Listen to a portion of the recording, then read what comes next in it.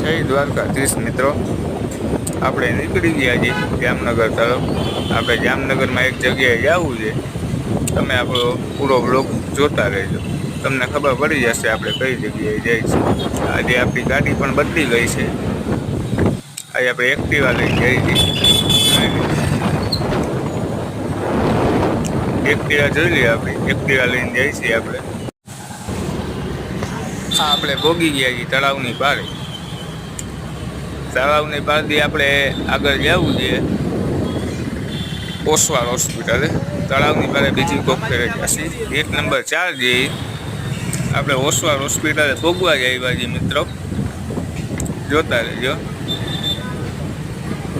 અને આખો વિડીયો આપણી ચેનલમાં જાજો, ત્યાં આપણી ચેનલમાં આખો વિડીયો મળી જશે, ત્યાં તમને જોવાની મજા આવશે।